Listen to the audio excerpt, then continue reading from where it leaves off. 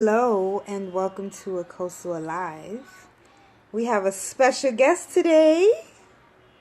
We got a special guest today. Say hi. Hi. All right, so I was supposed to go live yesterday, but I wasn't able to because of the entrepreneurship event last night. So I figured I'd come on here and recap how the event was. Sorry, Maddie, I wasn't giving you no airtime. Oops. No, don't press that. So, yesterday, Trevor and I went to, a level up event by Kiki. I am Kiki Bliss. I'm pretty sure that's her underscore, but Kiki put together, an event where a panel of, entrepreneurs from different backgrounds talk about their experiences with entrepreneurship. Yeah. And it was more than I expected, and it rejuvenated me in a way that I didn't expect to happen. So, all right, Maggie, I need you to come right here. So I'm going to just pick one thing because there was so many things that was talked about that I would be here forever and I would ramble, I would lose track. So the one thing that stuck out to me the most, no, what are you pressing? Oh my God. Come here. All right. So the one thing that stuck out to me the most was when shoot. Please don't lose a train of thought. I just wrote it down. Hold on.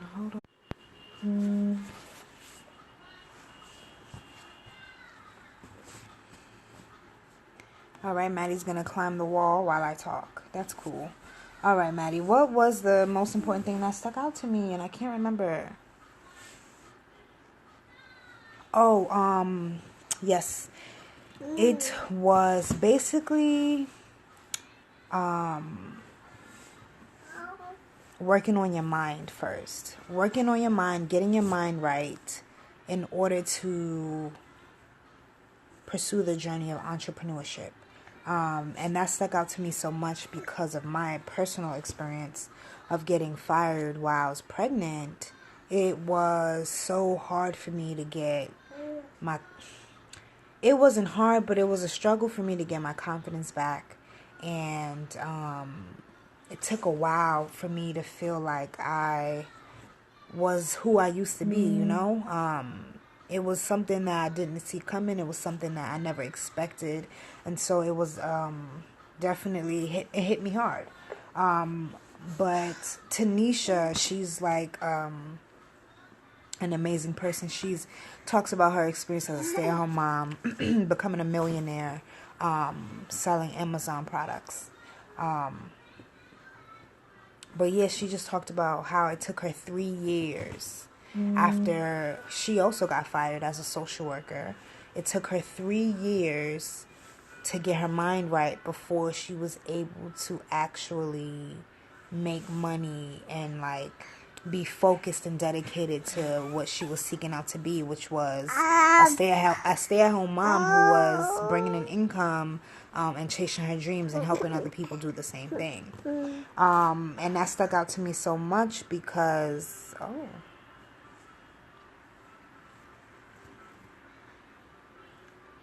because I know for me this journey has been teaching me so much, and it's not easy. Dang it, Maddie, why are you all up on me, shorty? But yeah, so the other thing related to it was, you know, she was like, you're gonna have to let people who you love go. You're gonna have to, you know, change your circle. And I was thinking the other day how becoming a mom really made me grow, you know? I'm almost like I had no choice, because Maddie was like a blessing in disguise, and I just didn't even know that at the time how getting fired was really a blessing in disguise for me as well. because I didn't have any intention on publishing Back to Kukren to me until maybe 2019, 2020, if that. When you work in an office job, you really don't have time for yourself. Once you go home, you're tired. You're not about to work on your book. And it can be difficult, especially if you have a family. So hearing those affirmations, hearing their journey, it was just so refreshing. But it also made me look at myself differently and how far I've come compared to who I was in high school, then in college, and now as a mother and a partner and a business owner. It is, I just couldn't imagine it being this way. And I'm glad, obviously, when things were rough, which they still are, I couldn't see the blessing in it. But now that I'm, putting myself in positions to have a better future, and create, this generational wealth that we keep talking about, especially as a community and as millennials, we have to do the work, and we have to put our money where my mouth is, and that's exactly what I'm doing. So yeah, it was just a great event, but it really, just had me sit back and reflect. Like, you have been through a lot. You've kept going. You struggled through it. It's not like you got to this point overnight. It was really hard, and you faced a lot of obstacles throughout the way. And everyone in life goes through that. But it's worth it when, at the end of the day, you are still happy with who you are. You're still happy with the decisions that you've made. And entrepreneurship is definitely a decision that I'm happy about. And unfortunately, most of my family, my friends understand more than my family. And not like my brothers and sisters, but like my family who's, on the older baby boomers. No one in my business started a family, I thought she was about to fall just now. No one, I'm getting tongue-tied. I'm trying to save your life, and you yelling at me. What you want? I'm almost done. I'm sharing, and I'm gonna be done soon.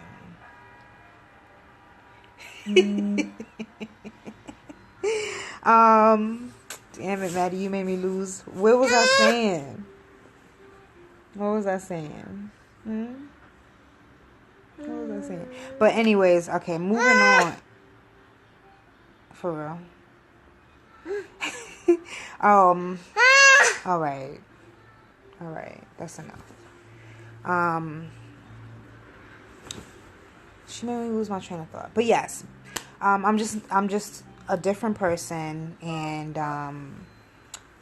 unfortunately, you do have to get to a point where those who are close to you, who you love, if they're not aligned with what you're doing, where your mindset is, you have to either block them off to a certain point, set boundaries to a certain point, and just be like, listen, the elders, listen, you didn't go through this process, okay? It's not like you went through this process. I'm figuring this out.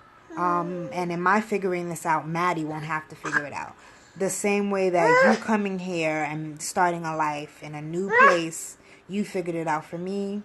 Now it's my turn to do something else. And the one thing that I thought, Maddie, for real, she's standing, and I think she's so proud of herself. That's why, you standing up on the bed. But yeah, it's one of those things where it's tough love. And it's so crazy. As an adult, you have to give your parents tough love, but you do. You really, truly do. You're not a child anymore. And it's so funny because I'm still very close with a lot of my high school and middle school friends. And, ooh, girl, you having a lot of fun over there, huh? Yo, I'm really trying to get this done, Maddie. She just ate. I'm thinking she was going to chill. I was like, let me do my live because I don't want to go 2 days in a row. And she's turning up for you guys.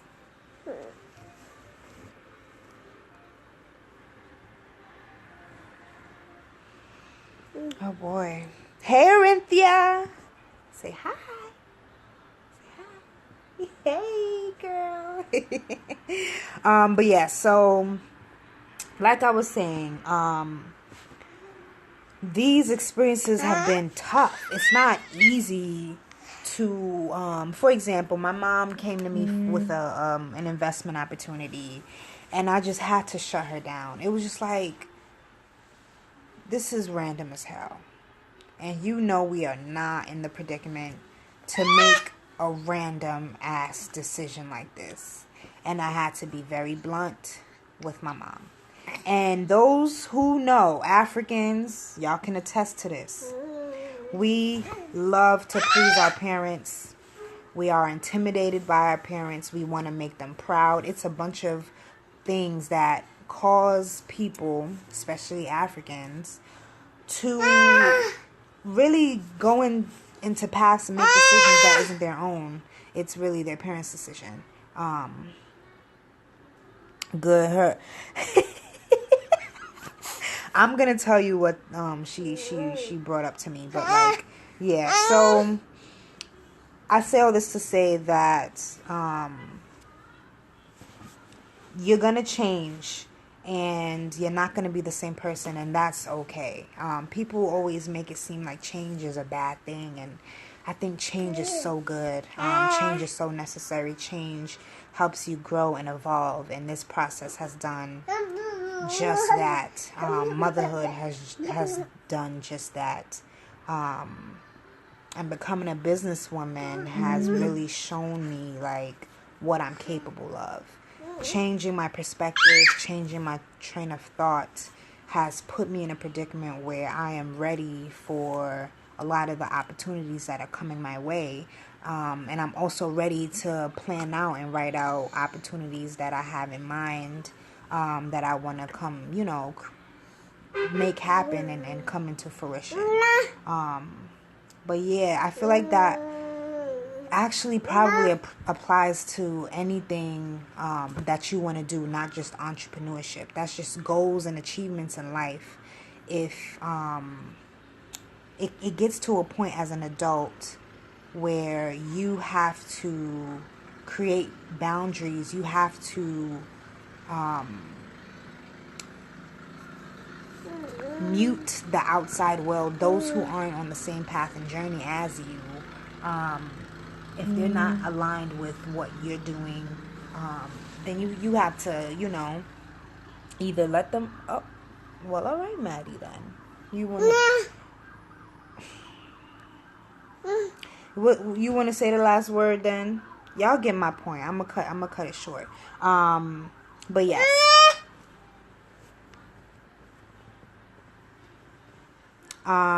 Yeah, so if you haven't downloaded Back to Kukrentumi yet, I honestly don't know what's wrong with you. It's free.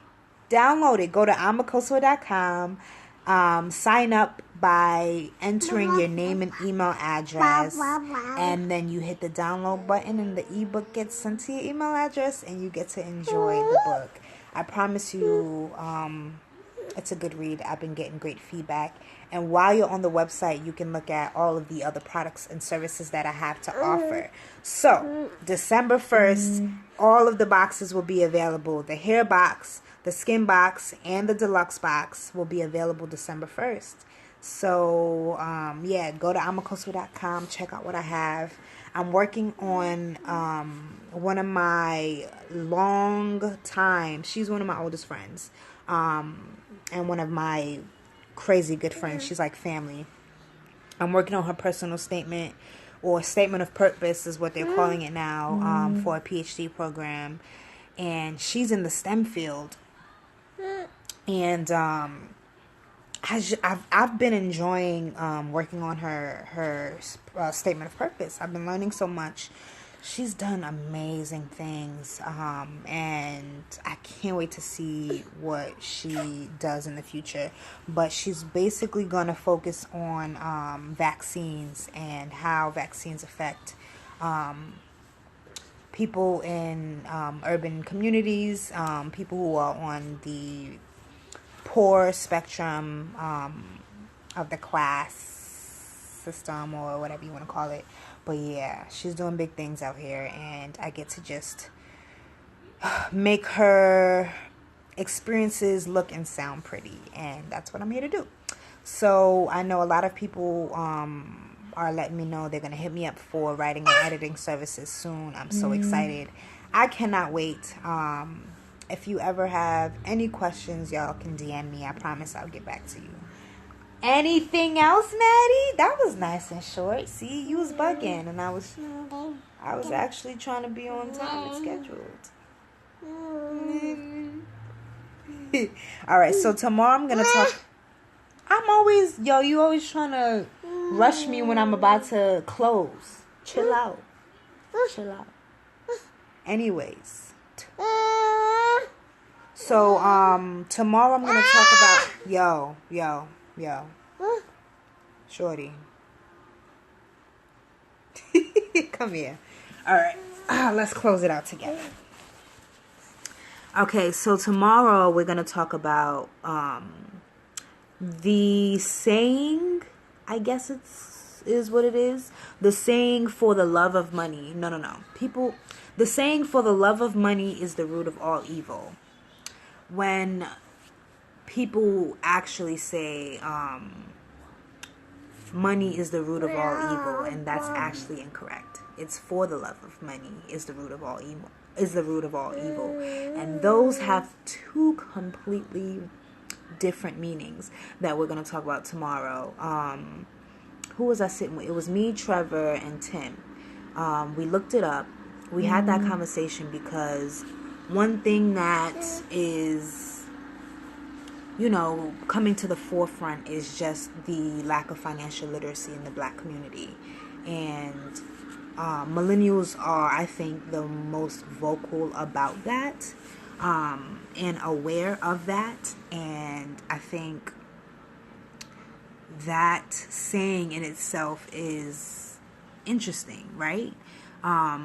In the Bible, I believe it's in the Bible. I'm going to have to look up what part. But yeah, for the love of money is the root of all evil, and not money is the root of all evil. Those mean two things, and I'll talk about that tomorrow. So yeah, all right. Oh, I just saw your comment. Let me read this. The lack of money. Yes, the lack of money is the root. Girl, Arinthia, you preaching. Okay, you preaching. See, I was about to sign off too. You preaching, but yes. I'm going to talk about that tomorrow because we had a great discussion, the three of us, and it brought out the relationship that we have with money needs to change. And I'm just like, listen, if I start to sit here and think someone else is going to talk about it, then I'm doing myself and Madison a disservice. So yeah, I'll check in with you guys tomorrow. Peace. Maddie, do you want to say peace? Do you want to say peace, cute stuff? No? Yeah? Say bye. Bye. Oh, bye. All right.